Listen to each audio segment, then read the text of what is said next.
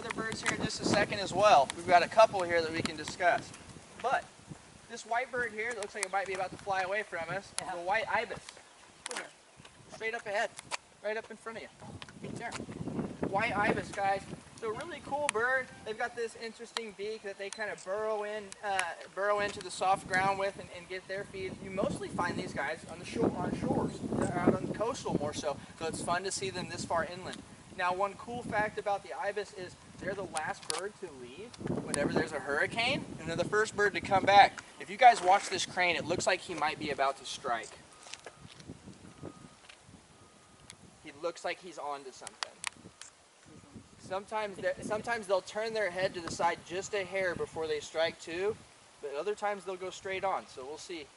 He looks like he's really focused at the moment. It'd be cool to see him catch something.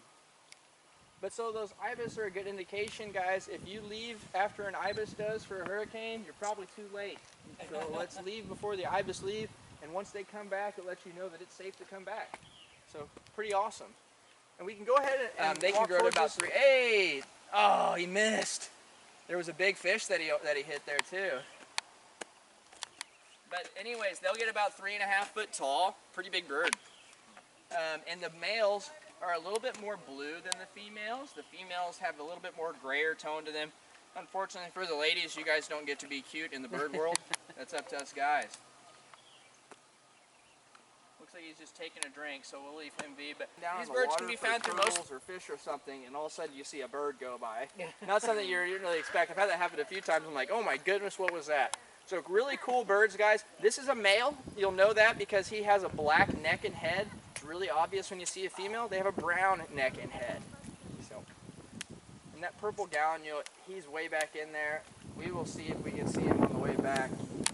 Aningas will push the smallest baby out of the nest. Super unfortunate, kind of like a cuckoo or whatever, where they push their siblings out, right? So gators are smart enough to know this over the years.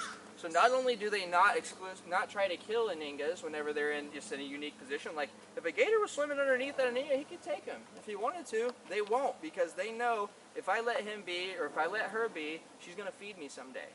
So pretty cool. Mutually beneficial relationships in nature are always something to be sought after. Love it.